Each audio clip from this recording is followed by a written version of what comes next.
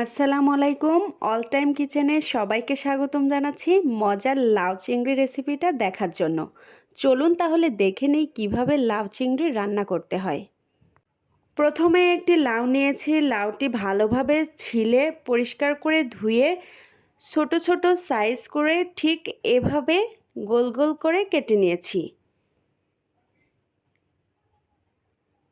এখন লাগবে মাঝারি সাইজের পরিমাণ মতো চিংড়ি মাছ।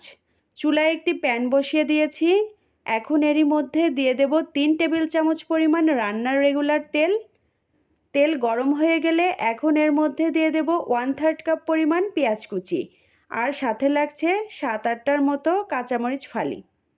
লাউ চিংড়ির তরকারিতে কাঁচামরিচের পরিমাণটা বেশি ব্যবহার করতে হবে, আর শুকনো গুঁড়ামরিচের পরিমাণটা কম ব্যবহার করতে হবে, তাহলে তরকারির টেস্টটা বেশ ভালো আসবে।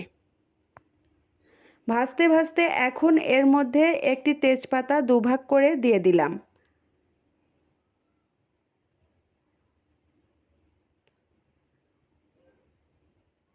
এখন দিয়ে দেব 1/2 চা চামচেরও কম পরিমাণ জিরা। সামান্য একটু এর সঙ্গে ভেজে এরই মধ্যে দিয়ে দেব চিংড়ি মাছ।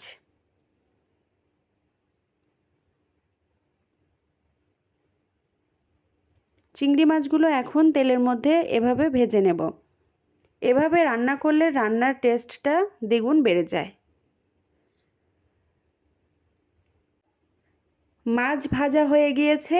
এখন এর মধ্যে দিয়ে দেব 1 টেবিল চামচ পরিমাণ পেঁয়াজের পেস্ট, 1/2 টেবিল চামচ পরিমাণ রসুনের পেস্ট। ভালোভাবে এর সঙ্গে মিশিয়ে নিচ্ছি। এখন দিয়ে দেব 1/2 চা চামচ পরিমাণ হলুদের গুঁড়া, 1/2 চা চামচেরও একটু কম পরিমাণ লাল মরিচের গুঁড়া, 1/2 চা চামচ পরিমাণ ধনিয়ার গুঁড়া, আর লাগছে স্বাদমতো লবণ।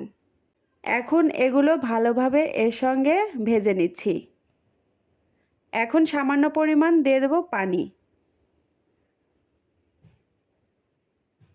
চিংড়ি মাছগুলো এখন ভালোভাবে কষিয়ে নেব।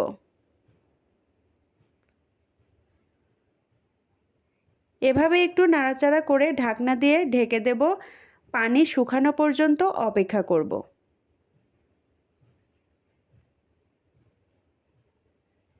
দেখেন পানি শুকিয়ে গিয়েছে আর উপর দিয়ে তেল ভেসে উঠেছে।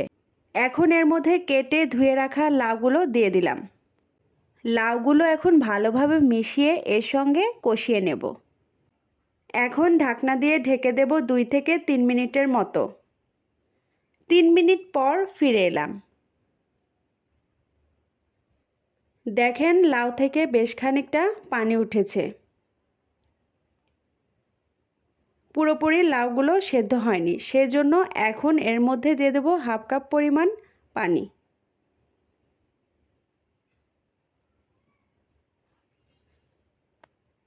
ভালোভাবে নেড়ে চেড়ে এখন ঢাকনা দিয়ে ঢেকে দিচ্ছি 2 মিনিটের মতো।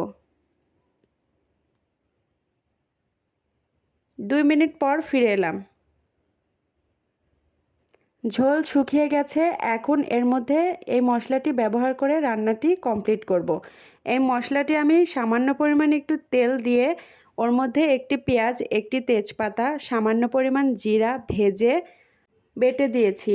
এই মশলাটি ব্যবহার করলে লাউ চিংড়ির রান্নাটি অসম্ভব সুন্দর হয়। আপনারা বাসায় ট্রাই করে দেখতে পারেন এবং খেতেও ভীষণ মজার হয়।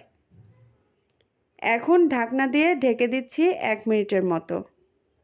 1 মিনিট পর ফিরে এলাম। চুলার হিট মিডিয়ামে রেখে রান্না করে নিতে হবে।